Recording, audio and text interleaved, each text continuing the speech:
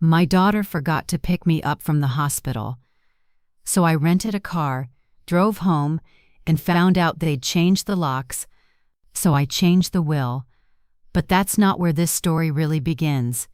It begins with a phone call and 6 words that shattered everything I thought I knew about motherhood. I was lying in that hospital bed, my side still aching from gallbladder surgery, when I called my daughter for the 5th time. 5th time. The first 4 went straight to voicemail, but that 5th call, she picked up. And before I could even say hello, she said, "I did not forget to pick you up, Delilah. I chose not to." Chose not to. Then I heard her husband, Jack, laughing in the background, that sharp, mocking laugh that sounded like breaking glass. Why is she calling again? Jesus, it's like having a zombie on speed dial. Smells the same too. My daughter, my Grace, didn't correct him. She chuckled. That same condescending sound you'd use on a telemarketer trying to sell you something you'd never want. "Don't call us every 5 minutes like a lost dog," Grace said. "We're not your taxi, old woman." The silence after that was louder than any machine in that hospital room. Now you're probably thinking this is a story about a cruel daughter and her even crueler husband. And you're right. But it's also about something else. It's about what happens when the people who should love you most decide you're not worth their time anymore. And what happens when you finally stop begging for scraps of their affection and start taking back your power. Because by the time I was done, Grace and Jack wouldn't just regret changing those locks, they'd regret ever underestimating me. The nurse came in with my discharge papers, smiling that gentle hospital smile. "Is your family on their way, Mrs. Carter?" I lied. I said yes, voice softer, more vulnerable. "You see, I raised Grace alone after my husband Thomas passed. Worked double shifts at my tailor shop in Boston, stitching wedding gowns and christening robes while she did homework in the back room. I sold my engagement ring, the one Thomas saved 7 months to buy, so Grace could afford her first semester of college. I held her hand when they set her broken leg after that skiing accident. I stood like marble at Thomas's funeral because my daughter needed someone solid. I gave her everything, and she repaid me by leaving me stranded at a hospital, fresh from surgery, because picking me up was inconvenient. I called a taxi. A kid no older than 20 helped me with my bag, asked if I was heading home to family. I said no. He dropped me at a rental car office 3 miles from the hospital. My hands were still trembling from the anesthesia, or maybe from something deeper, as I signed the papers. The car smelled like old cigarettes and pine air freshener. I adjusted the mirror and saw myself pale, drawn, eyes rimmed in gray. I looked like someone who'd been erased in pencil and forgotten to be redrawn. I drove through the thinning autumn trees of Maine, every bump sending pain through my side. But I didn't turn on the radio. I wanted to remember. I wanted to feel every single moment of this betrayal clearly, sharply, so that when the time came to act, I wouldn't hesitate. When I pulled into our neighborhood, everything looked the same. Same painted porches, same trimmed hedges, same soft glow from windows that didn't know what rejection felt like. But when I turned into the driveway of the house that used to be mine, that's when I saw it. New porch railings, fresh paint, the hydrangeas Thomas and I planted, gone, replaced with fake topiaries that were too perfect to be real, and a welcome mat that said, "Home is where the wine is." They'd redecorated, while I was in surgery. While I was calling them for help, they were home, making everything pretty. I climbed those porch steps slowly, one hand on the railing, the other clutching my side. My key was cold in my palm. I pushed it into the lock. It didn't fit. I tried again, and again. Nothing. They'd changed the lock. I knocked. Once, twice, 3 times. I saw movement behind the curtain. I saw my daughter on the staircase inside. "Grace," I called. "It's me." No answer. Then Belle's voice, sharp from the second-floor window. "You're not supposed to be here, Delilah. You should have stayed in the hospital. Or better yet, found yourself a retirement home where they hand out Jell-O and call you sweetheart. Honestly, this house smells better without you in it. Less mothballs and martyrdom." I knocked again. Louder this time, even though it sent pain shooting through my side. "Grace. Grace, please." I saw her, my daughter, standing at the bottom of the stairs inside. Right there. All she had to do was reach out, turn the knob, open the door. She looked at me through the window, and then she turned away, walked back into the shadows, vanished. The porch light clicked off, and I stood there in the dark, rain starting to fall, realizing something I should have known long ago. I had raised a stranger, and that stranger had locked me out of my own life. But here's what Grace didn't know, what Jack didn't know. I wasn't just some helpless old woman they could toss aside. I was Delilah Jane Carter. I had built that house. I owned that land, and I had kept documents my husband left me, documents they'd never even thought to ask about. So I drove to the only motel in town, checked into room 212, and sat on that thin mattress with my surgical bandages still fresh, and I made a decision. They changed the locks? Fine. I'd change everything else. Now let me tell you something that's going to shock you. I knew this was coming. Not the surgery abandonment that was a new low even for Grace, but the cruelty, the disrespect that had been building for years. So 6 months before that hospital stay, I did something they never expected. I installed a camera. It was the size of a coat button, tucked into the corner of a bookshelf in the hallway outside my room. Bought it online, paid cash at the pharmacy, followed the instructions with trembling hands. I didn't tell anyone. I didn't need their permission. I needed proof, because when silence becomes strategy, evidence becomes protection. Things had been going missing. My sewing scissors, a necklace Thomas gave me, letters I'd written but never sent. Then came the locked pantry, new labels on food containers, for household use only, as if I wasn't household. But I didn't look at the footage much, just enough to swap the memory card, keep the battery charged, until the week after they locked me out. That's when I sat in that motel room with weak coffee and watched the clips in sequence. Halloween. Jack had hosted a party. They told me they were visiting friends that weekend, but there it was on the footage. October 31st. The hallway filled with unfamiliar laughter, high heels clicking, voices shouting. Then I saw him. Jack, wearing a gray wig, a black cardigan, walking with an exaggerated hunch, dragging a broomstick wrapped in tinfoil like a cane. He shuffled into view, his voice high and quivering. "Oh dear, where did I put my pills? Grace, did you take my heating pad? This room smells like mortality." The crowd howled, and then my daughter appeared on screen. My Grace, holding her phone, recording, beaming. "Ladies and gentlemen," she announced, "Delilah the mummy still won't die." Jack shrieked with joy, twirled, pretended to cough into a tissue, then dropped it on the floor. "I used to be respected," she wailed. "Now I'm just mold in a cardigan." Someone off camera shouted, "More like passive-aggressive taxidermy." Grace laughed so hard she doubled over. Long silence, voice barely controlled. I stared at that laptop screen for a long time. I didn't flinch. I didn't cry. I reached into my bag, pulled out a blank DVD, and burned that footage. Labeled it with neat handwriting, October 31st, hallway camera, 8:42 p.m. Then I called the only person in town I trusted, Eloise Garner.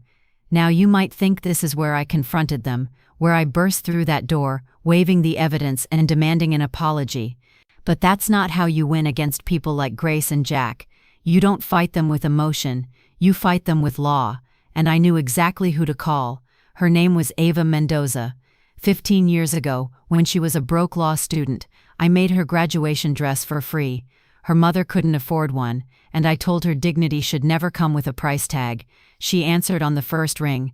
"Miss Delilah," she said, her voice still soft but steadier now. "I've been waiting for this call for 15 years. I met Ava in her office above the bakery on Main Street. She poured tea without asking and waited while I handed her the documents. Documents Grace knew nothing about. You see, before Thomas died, he wrote something, an amendment to our estate plan, notarized, legal, binding. It said, in the event that Delilah Jane Carter is treated without dignity, she shall be entitled to reallocate all assets as she sees fit. The house Grace lived in? Mine. The rental property? Mine. 7 acres of land? Mine. The retirement portfolio worth $1.2 million? All mine. Ava read the documents carefully. Her eyes didn't widen, but her grip on the paper tightened. This is enforceable, she said slowly. I nodded. And the footage, dated, time-stamped, witnessed. Eloise Garner saw me arrive at the house that night, and there's a nurse at the hospital who overheard the discharge call. Ava leaned back in her chair. I'll take the case. I can't pay you. She smiled. You already did. 15 years ago, when you made me a dress and told me I was worth something. We filed everything that week, a protective order for elder abuse, a formal request to transfer all holdings into a new trust, one that excluded Grace and Jack entirely, witness testimonies, the footage, Thomas's letter. No court in Maine will look kindly on what they did, Ava said, especially not with video evidence. I asked her what she thought I should do with the money, with the properties. She asked what I wanted. I want it to protect people like me. I said, women who stay quiet too long, women who are told their value ends when their skin wrinkles. I want it to be a weapon in the hands of the forgotten. Ava smiled. Then we build you an arsenal. The courthouse in Bangor was old enough to remember better days. I wore navy blue, not black. This wasn't a funeral. This was a resurrection. Ava presented everything methodically. Elder abuse, emotional harassment, property exploitation. Then came the clip. The courtroom darkened. The screen lit up. There was Jack in costume, a cardigan, a fake oxygen tank, cane made from a broomstick. Oh dear, where did I put my pills? Laughter echoed through the speakers. Then Grace's voice, clear as crystal. Delilah the mummy, still won't die. Gasps scattered through the courtroom. One woman shook her head and muttered, shameful. When the lights came back on, Jack was pale. Grace refused to look up. Then Eloise took the stand. She came to my house soaking wet. Eloise told the court. They had changed the locks, refused to let her in. That's not a misunderstanding. That's cruelty. The defense tried to argue it was all a joke, a miscommunication, that I was struggling with memory. The judge interrupted them. You're arguing her memory is faulty while the video shows your clients mocking her existence. The defense went quiet. Then it was my turn. I stood. I didn't need notes. I told them about the years I spent building that home, the sacrifices I made, the dignity I gave without asking for much in return. I'm not here because I want revenge, I said. I'm here because I want it on record that I was not invisible, that I was not irrelevant, that I was and still am someone worth respecting. The judge called for recess. When we returned, the courtroom was silent. In the matter of Delilah Jane Carter versus Grace and Jack Carter, he began, this court finds in favor of the plaintiff. Grace flinched. The defendants are ordered to vacate the primary residence within 21 days. The plaintiff retains full ownership. Additionally, the court awards $300,000 in damages for emotional and reputational harm. A no-contact order is issued. Jack collapsed, just collapsed in his chair like a puppet with cut strings. Grace sat there, head bowed, shoulders shaking. I walked out of that courthouse taller than I'd been in years. They moved out 3 days before the deadline. No note, no apology, just a set of designer coasters left on the kitchen counter. I threw them in the bin without a word. I walked through every room barefoot. The house felt bigger somehow, less full of ghosts, more full of breath, but I knew it would never be home again, not the way Thomas and I built it. So I made a decision. I donated the entire property to the Northern Maine Women's Resilience Foundation, transitional housing for elderly women escaping abuse or abandonment. They had a waiting list a mile long and nowhere to go. Now they had a place. They gave me a room of my own, small, sunlit, tucked near the back where the hydrangeas used to bloom. I turned it into a workshop, a place for sewing, baking, teaching women like me how to write wills that wouldn't be ignored. Every Tuesday we gathered. Some had bruises still fading, some had eyes that wouldn't make contact yet, but all of them carried stories no one had listened to until now. I taught them to bake, to mend, to keep records, to make their names unerasable, and week by week the house began to hum again, not with cruelty, but with community. Meanwhile, Jack launched a GoFundMe.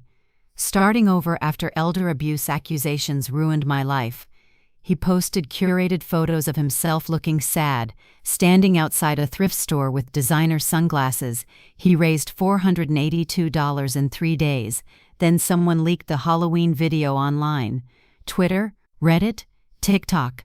Suddenly Jack wasn't a misunderstood son-in-law. He was the man who mocked his sick mother-in-law on camera, then begged for money. The backlash was swift. Mocking the elderly isn't cute, Jack. I hope your costume keeps you warm when karma kicks in. Within 48 hours, the fundraiser was shut down. Reported for fraud. Grace didn't fare much better. Word got around that she'd been evicted by her own mother, lost $1.2 million in assets because she laughed at her illness. She tried to apply for jobs, but interviewers had seen the video. The internet had a name for her now, Mama Evictor, memes everywhere. I didn't laugh, but I didn't feel sorry either, because accountability doesn't require vengeance, just exposure. A young journalist came to interview me, Alaya Rose, working on a story about elder resilience. She asked the expected questions. Then, softer, do you ever think about your daughter? I sipped my tea. Every time I smell bleach and feel nothing. She blinked. Do you want her to apologize? No. I want distance, silence. To live without explaining why I deserve not to be mocked. She asked me one more question off the record. What did you put in your will? I looked out at the snowy field. I made it simple. The house goes to the foundation. My journals to Ava for posthumous release. My thimble, the one Thomas gave me instead of a ring, to Leia, the girl who stitched her first pillow here with trembling hands, and I left one message handwritten in the safe.